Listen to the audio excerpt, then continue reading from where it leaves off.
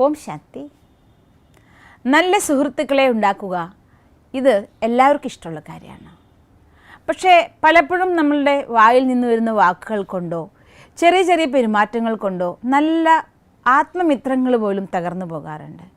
അപ്പോൾ എല്ലാ മനുഷ്യരെയും നല്ല മിത്രങ്ങളാക്കാനും ഉള്ള മിത്രങ്ങളെ ഒന്നുകൂടി നമ്മുടെ മൈത്രി ഭാവം അഥവാ സുഹൃത്ത് ബന്ധം അരക്കിട്ടുറപ്പിക്കാനും സഹായിക്കുന്ന 5 കാര്യങ്ങളാണ് നമ്മൾ ഇന്ന് കാണാൻ പോകുന്നത്. നല്ല ഫ്രണ്ടിനെ ഉണ്ടാക്കാൻ അഥവാ എല്ലാവരെയും നല്ല മിത്രങ്ങളാക്കാൻ ശ്രദ്ധിക്കേണ്ട ഒന്നാമത്തെ കാര്യമാണ് ആരെയും ക്രിട്ടിസൈസ് ചെയ്യാതിരിക്കുക, വിമർശിക്കാതിരിക്കുക. Don't criticise anyone. ആരെയും വിമർശിക്കാതിരിക്കുക എന്ന്. വിമർശനം അഥവാ ക്രിട്ടിസിസം ആർക്കും ഇഷ്ടമല്ല. നമ്മൾ ഒരാൾക്ക് നന്മയ്ക്ക് വേണ്ടിയായിരിക്കാം, അല്ലെങ്കിൽ അവരെ തിരുത്തി കൊടുക്കാൻ വേണ്ടിയായിരിക്കാം നമ്മൾ ക്രിട്ടിസൈസ് ചെയ്യുന്നത്, വിമർശിക്കുന്നത്. പക്ഷേ നമ്മൾ പറഞ്ഞതുകൊണ്ട് അങ്ങനെ ഒരാളെ വിമർശിക്കുമ്പോൾ ആരും നന്നാവാൻ പോകുന്നില്ല. പ്രത്യേകിച്ചും പബ്ലിക്കലി വിമർശിച്ചാൽ അവരൊരിക്കലും അത് തിരുത്തില്ല എന്ന് മാത്രമല്ല, നമുക്ക് നല്ല ഒരു ശത്രുവിനെയും കൂടി കിട്ടും. അതുകൊണ്ട് ആരും വിമർശിക്കാതിരിക്കുക.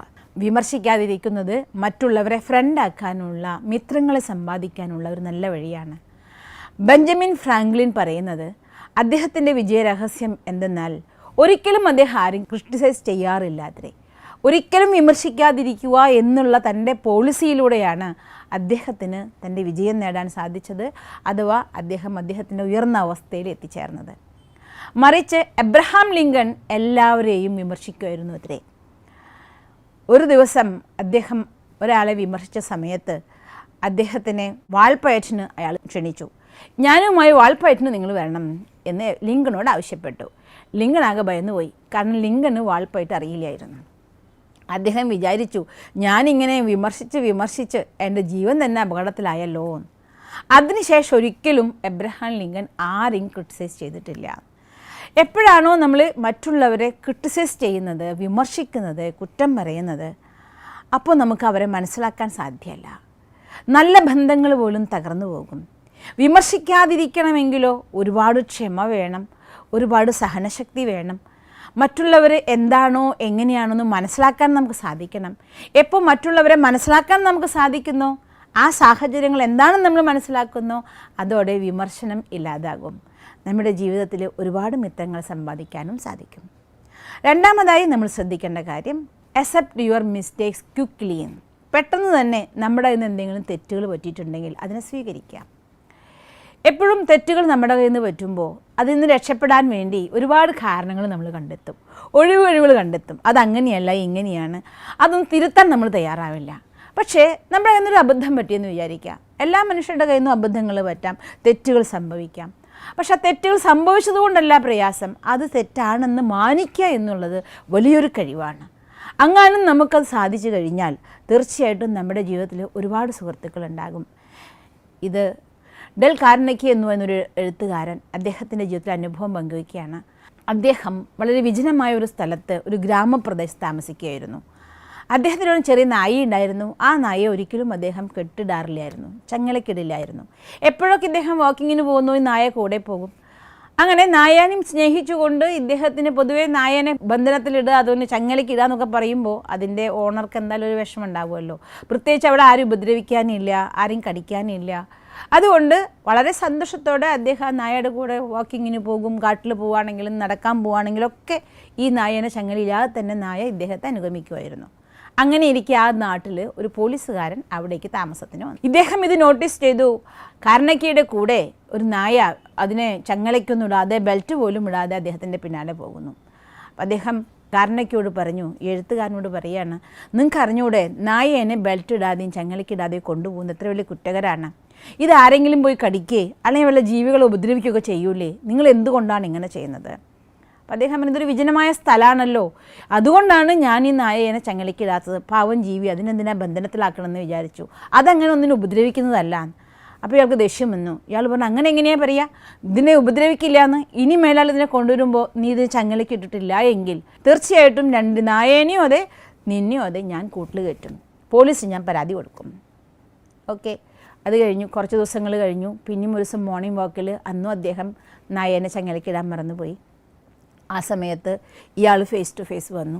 പോലീസ് ഉദ്യോഗസ്ഥനെ കണ്ട വഴി തന്നെ കാർണഗി പറയേണ്ടായി, അയ്യോ സോറി കേട്ടോ, ഞാൻ നിങ്ങളന്ന് പറഞ്ഞ കാര്യം മനസ്സിലുണ്ടായിരുന്നു, പക്ഷെ മറന്നുപോയി. പിന്നെ അതും എൻ്റെ പഴയ സ്വഭാവം എന്നെ കീഴടക്കി. ഞാൻ എന്തായാലും ഇനി അടുത്ത പ്രാവശ്യം ഈ നായേനെ ചങ്ങലിക്കിട്ടിട്ടേ പുറത്തിറക്കുള്ളൂ.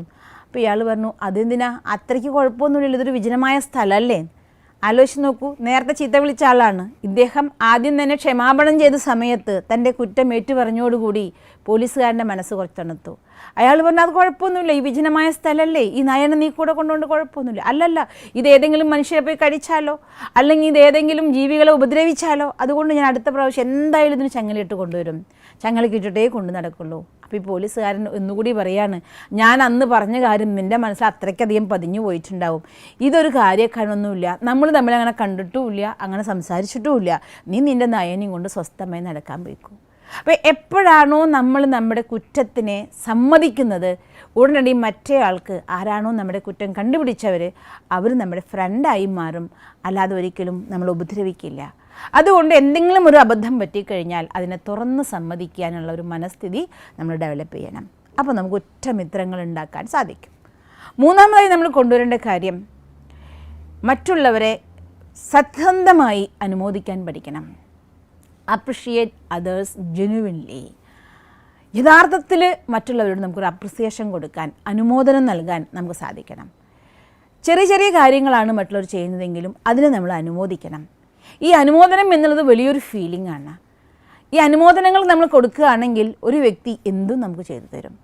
ചെറിയ കുട്ടികൾ കണ്ടിട്ടുണ്ടോ, ഹോംവർക്ക് ചെയ്യുന്നത്, പഠിക്കുന്നത് അച്ഛൻ്റെയും അമ്മയുടെയും അവരുടെ പാരൻസിൻ്റെ ഒരു അനുമോദനത്തിന് വേണ്ടിയാണ്.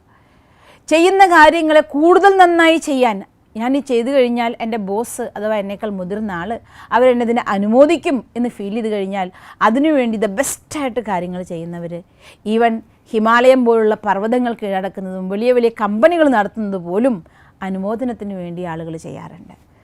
അനുമോദനം എന്നുള്ളത് അത്രയും കഴിവുള്ള, ഫ്രണ്ട്സിനെ ഉണ്ടാക്കാൻ കഴിവുള്ള വലിയൊരു ഗുണമാണ്. പക്ഷേ നമ്മൾ അനുമോദിക്കാൻ വേണ്ടി മറ്റുള്ളവർക്ക് ഇല്ലാത്ത ഗുണങ്ങൾ നമ്മൾ പറയരുത്, മുഖസ്തുതിയായി മാറരുത്. എല്ലാ മനുഷ്യർക്കും അറിയാം ഇതെൻ്റെ കഴിവാണ്, അല്ലെങ്കിൽ ഇതിൻ്റെ കുറവാണെന്നൊക്കെ. ഇല്ലാത്ത ഒരു കാര്യത്തിന് വേണ്ടി നമ്മൾ ഒരാളെ സ്തുതിക്കുന്ന സമയത്ത് അയാൾക്കത് മനസ്സിലാവും ഇത് അവരുടെ കാര്യം നടക്കാൻ വേണ്ടി നമ്മൾ മുഖസ്തുതി പറയുകയാണ്.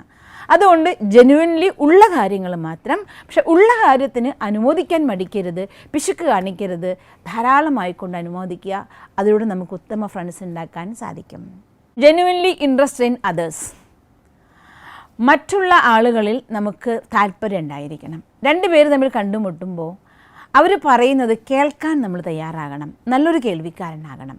മറിച്ച് നമുക്ക് പറയാനുള്ളത് മാത്രം പറഞ്ഞുകൊണ്ട് അവർ കേട്ടോ കേട്ടില്ല എന്ന് പോലും മാനിക്കാതെ നമുക്കിഷ്ടമുള്ള കാര്യങ്ങൾ, നമ്മളുടെ കഥകൾ, നമ്മളുടെ കാര്യങ്ങൾ മാത്രം പറയുന്ന ചില സ്വഭാവക്കാരുണ്ട്. അങ്ങനെ നമ്മളാകരുത്. ആർക്കും ഒരുപാട് കാര്യം മറ്റുള്ളവരുടെ കേട്ടിരിക്കാൻ ഇഷ്ടമല്ല. അതേസമയം നമ്മളെ കേൾക്കുന്ന, സ്നേഹത്തോടെ കേൾക്കുന്ന ഒരാളുണ്ടെങ്കിലോ അവരെ നമുക്ക് വളരെ ഇഷ്ടമാണ്. എപ്പോഴാണോ മറ്റുള്ളവർ പറയുന്നത് കേൾക്കാൻ നമ്മൾ തയ്യാറാകുന്നത്, രണ്ട് ഗുണമുണ്ട്. ഒന്ന്, നമുക്ക് ഒരു മിത്രത്തെ കിട്ടും. രണ്ടാമത്, നമ്മളറിയാത്ത ഒരുപാട് അറിവുകൾ നമുക്ക് കിട്ടും.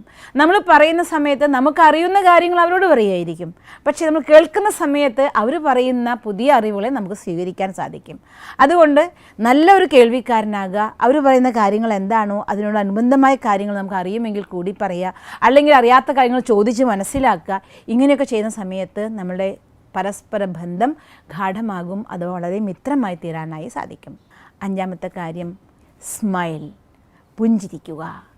ആരെ കണ്ടാലും ഒരു ചിരിച്ച മുഖത്തോടെ നമ്മൾ പോകുകയാണെങ്കിൽ എല്ലാവരും നമ്മൾ സഹായിക്കുന്നവരെ നമുക്ക് തോന്നും.